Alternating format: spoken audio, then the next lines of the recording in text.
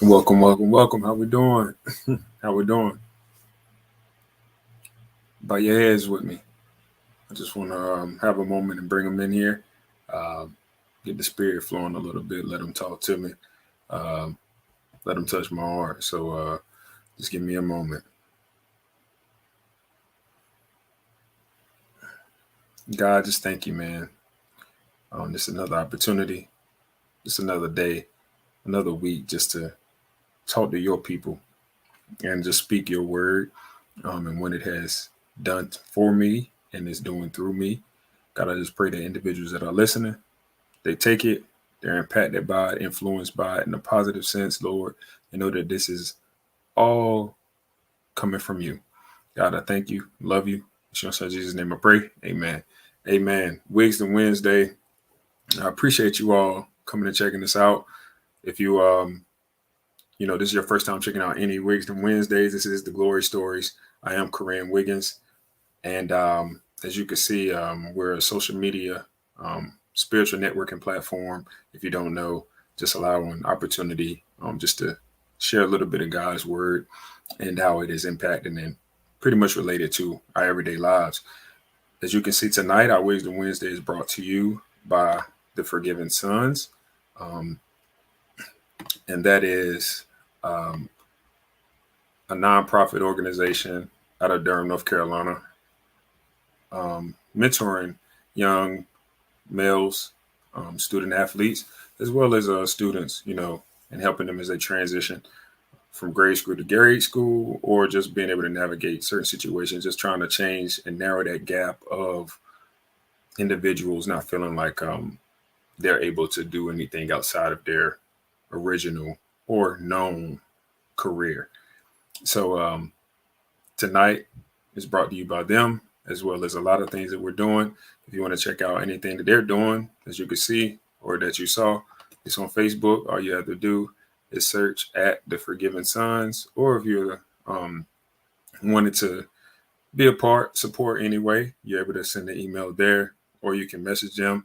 Just when you do, just message hashtag forgiven, um, and that looks like this here, hashtag forgiven, and we'll be able to know that you want to support in that regard. So again, I appreciate you all checking us out. We're gonna jump right into it. Not gonna take too much of your time, um, and you know, chop it up a little bit. But tonight, look, if you haven't checked out any of our Wednesdays, please go and check it out on YouTube. You can like, subscribe if you feel like you're feeling what I'm saying tonight, or you got something to jot back. Comment. But definitely appreciate your support. If there are any topics or anything that you want to chop it up about, feel free to write those, and we can get that worked out some way. And so we're gonna move along. Last week we spoke a little bit about we introduced the Beatitudes, right? And the Beatitudes introduced and set the tone for Jesus's Sermon on the Mount. Um, and for anyone that don't know, they emphasize the humble state of humans and the righteousness of God, right? Each Beatitude depicts the ideal heart condition, right? What someone has in their heart, the purity of it, of a citizen of God's kingdom, right? And the Beatitude, just to catch you up a little bit, we spoke about specifically last time was blessed are those that are poor in the spirit, right? Blessed are those that are poor in the spirit. And actually, let's see if I can get that up for you all, just to show what I'm referring to, so y'all don't just I know everyone hasn't tuned in, so I'm just gonna share this here with you. As you can see, these are the Beatitudes, and what I'm referring to. Hold on one second. Here you go. Now, as you can see, maybe a little further away, but these are the Beatitudes and what I am specifically referring to. Right. So, blessed are the poor in spirit, as you saw, and that I was referring to, that we spoke to about last week. For theirs is the kingdom of heaven.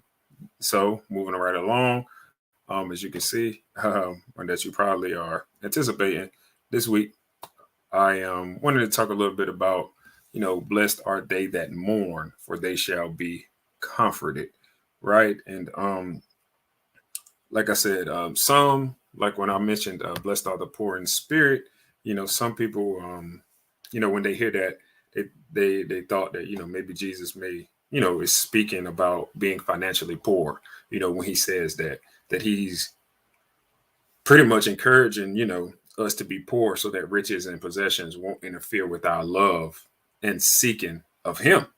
And, while in some instances, I mean, when you break that down, he has in fact warned us about, seeking riches and the caution we should take with that.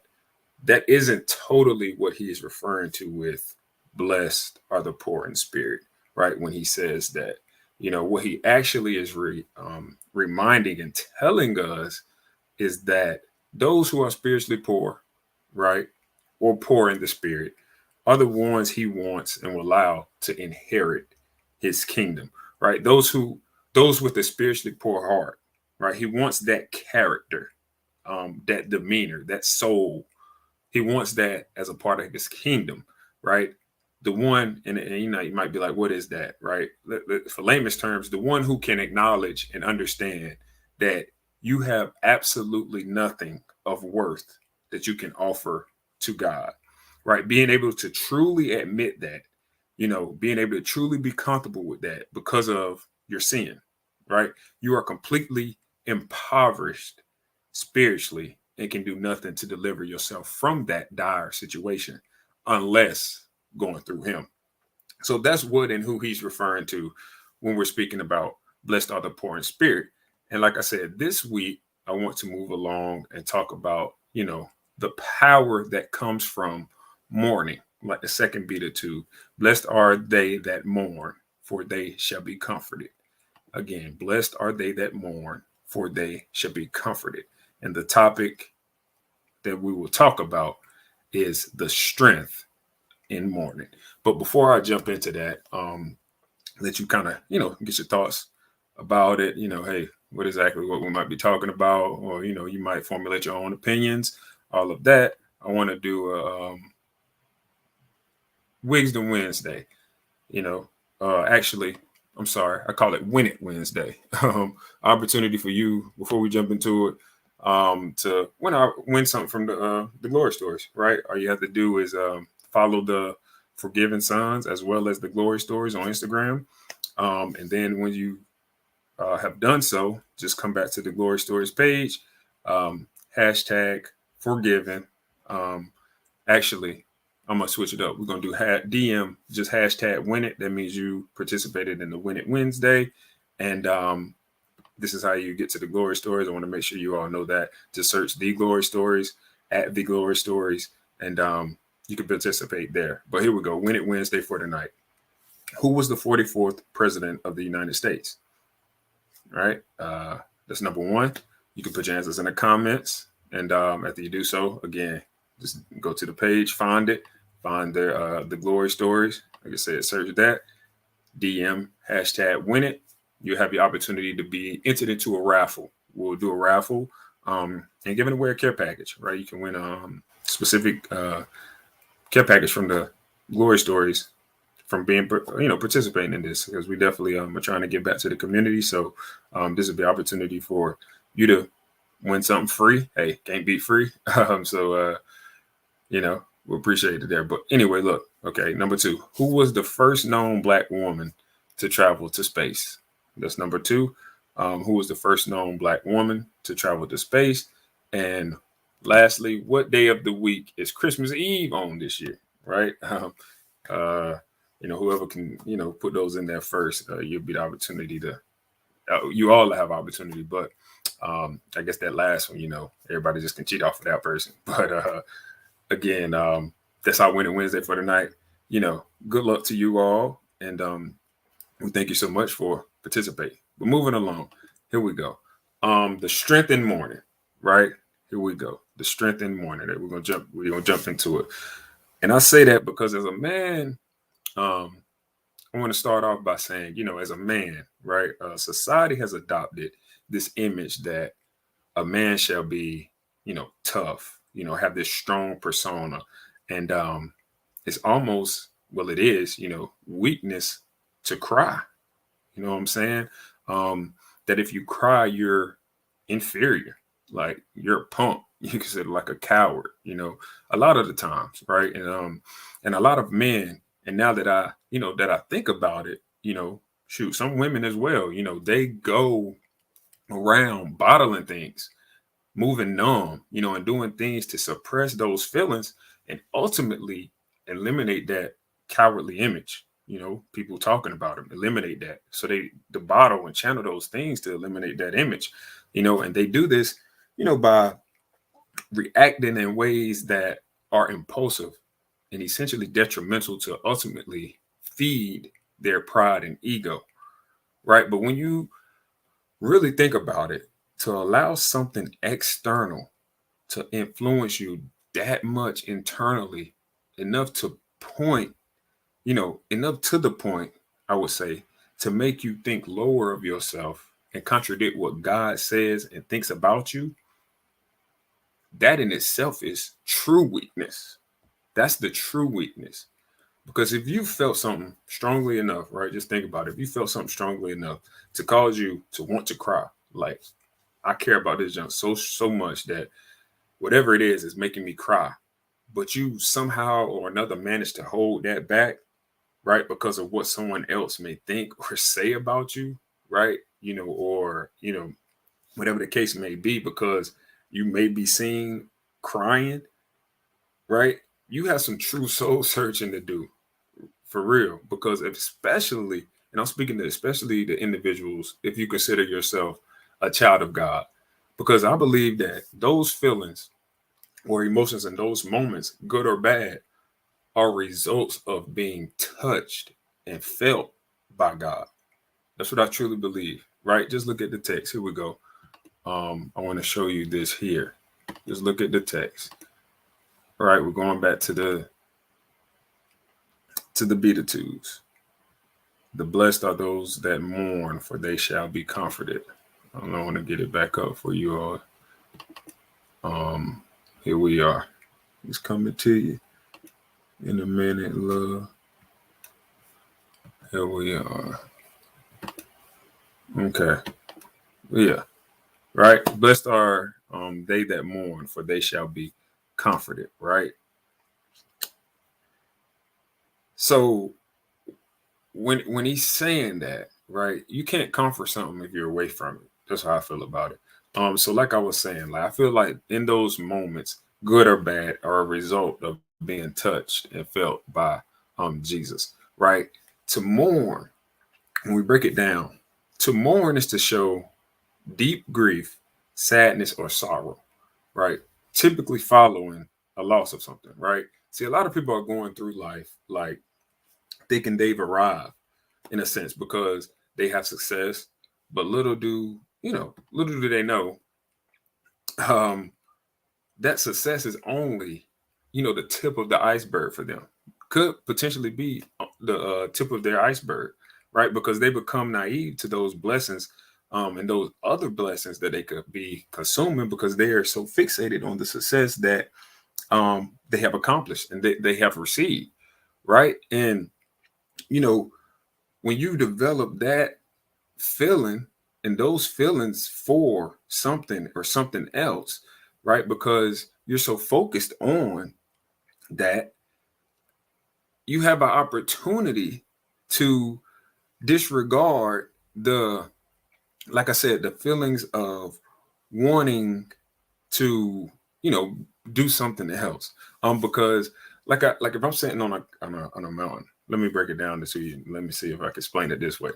Like if I accumulate all those riches and all of those things, right, and successful things, to get to where I am, right, and I haven't had to mourn, I haven't had to do or develop strong enough feelings or anything for someone or something else because I have, been focused on balancing my riches and success, and that's it, and that's all I've experienced. I haven't had the ability to adopt a mournful heart because I haven't had to, right? It's almost like you jump into a situation, a circumstance you're not used to. You don't really know how to adapt to it because you haven't never been in it. You feel me? So a lot of people they're becoming naive from a successful standpoint, and haven't had to really adopt or grieve or almost people say they had the easy road. Some people they say they have a silver spoon in their mouth or whatever. Um, but that's kind of what I'm alluding to here, right? Because there hasn't been anything for that individual to mourn that over. So um almost like I'm sorry, excuse me, but almost like what's another thing I want to say? Almost like if it's not broke, don't fix it. Right? If I'm doing and being how I am and I got this, I got these things, right? I must be doing something right. It's hard to develop, like I said, a solution where there's no problem, right?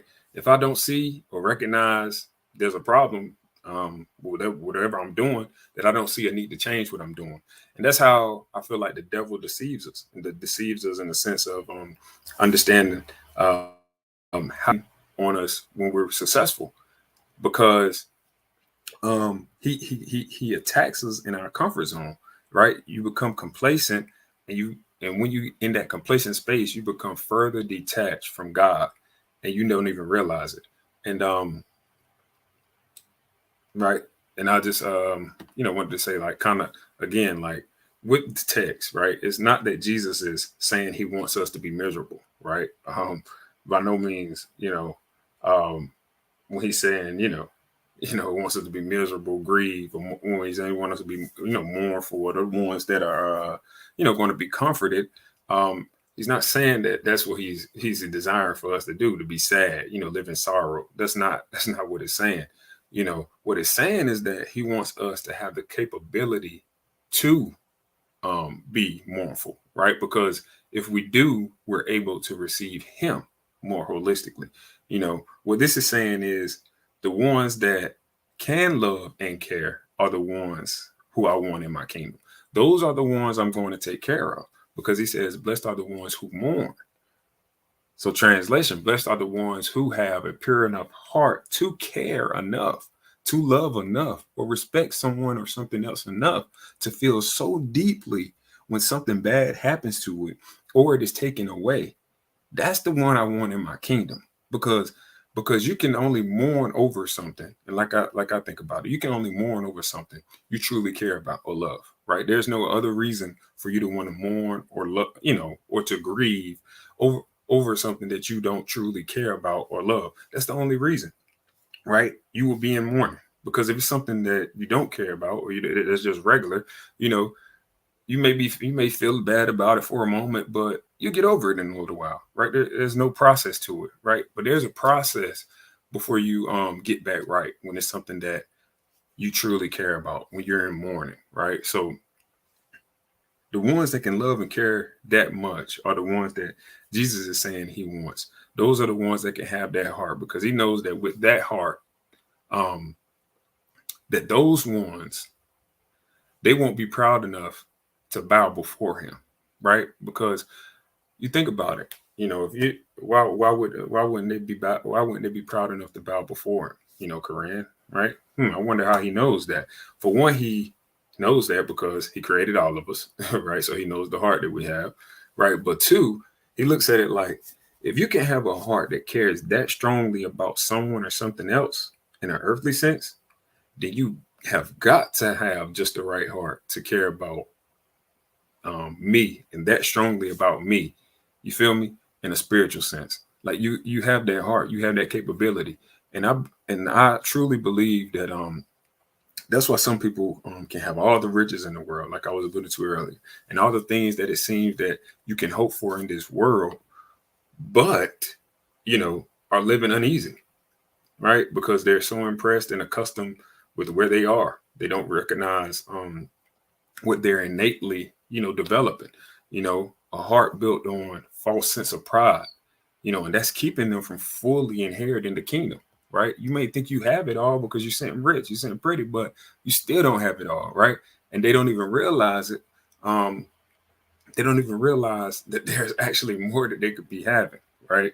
because he has greater for us, for each and every one. Greater is in he than that is in the world, right? There's a greater for everyone. That essentially, if you are naive or blind to that, allowing the devil to deceive you or keep you detached from him, that you will never receive. There's a greater for you that you will never receive. So I just encourage everyone, to stay woke, right? Stay true to you. Keep your heart pure. Love thy neighbor and know that what you love, it is okay to mourn over. There's power and strength in that, right? It's power and strength in that spiritual act, right? You should rejoice and be proud to know that if you, have the kind of heart capacity in you to truly mourn over something, you have the kind of heart that Jesus wants in his kingdom.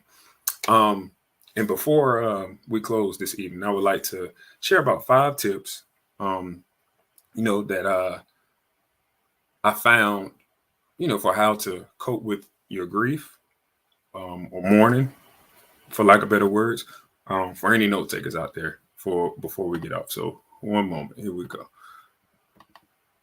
All right, let's see if I can get it big enough for you. One moment. We're gonna go through one at a time. Hopefully I can. One moment. Getting it up for you. All right, here we go. Bam. All right. 5 tips for dealing with grief, right? This is or it can be for mourning, just in that area, right? Number 1, educating yourself, on the signs and symptoms of grief. And let me backtrack, right?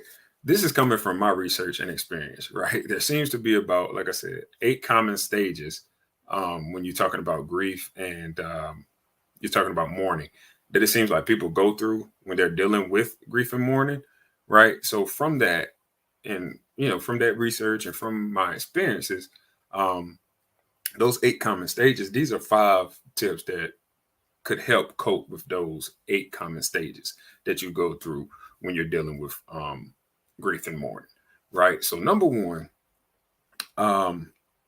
is educating yourself on the signs and symptoms of grief, right? Knowing the symptoms, this is tip number 1, like I said, knowing the symptoms of grief is especially helpful in determining if or when you might need to seek guidance from a doctor, right? And this is helping to cope with what I've found to be like one of the common, beginning stages of grief and mourning, which is shock and denial, right? This has been, I'm sorry, it just was messing around, but shock and denial, right? This has been, I would say, when you got that shock and denial, when you're in that state, you're in that place where, this has got to be a dream, right? This can't be happening to me. You get you have those thoughts like, no, God, not me, right? And you got that disbelief, right, stage as well, right? This is where, like I said, shock and denial, disbelief, anger. These in this stage, in the beginning, this is what, educating yourself on, the signs and symptoms of grief and mourning. These are the things that you can educate yourself on. If you're feeling these things in early on, you could be a potential, in that potential on that trend to, grieving and mourning during your process, right? So like I said, when it's shock and denial, you have that, this can't be happening, no, God, not me, right? You have feelings of disbelief. That's a symptom, right? Or a sign, why I can't just deal with it, right? This is too much, right? You got them thoughts in your head. Then when you're thinking like that, you transition into anger. You're upset. Why me, God? You're questioning if God is even, if he's still God. Why these things, why are they happening? Right? Like, I'm living right, I'm doing everything right way. Why me? Right?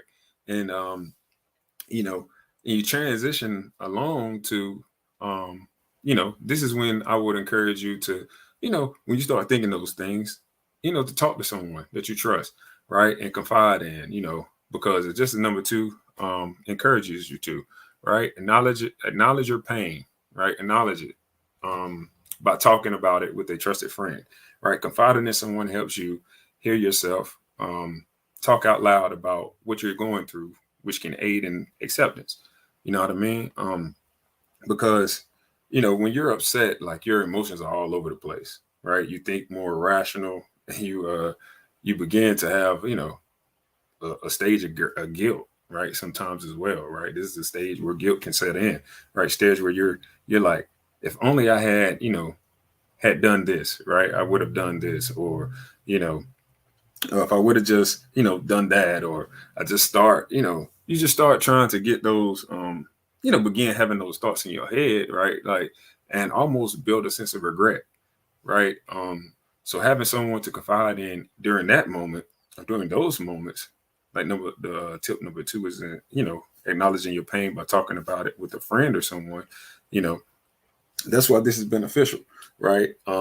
Just to vent, right? Having that person to vent to, right? It can aid tremendously, right? And they can provide some guidance and insight into, how to lead possibly some of your negative thoughts, right? And then we're going to continue moving along, right? Tip number three, during um, do the things that make you feel like yourself, right?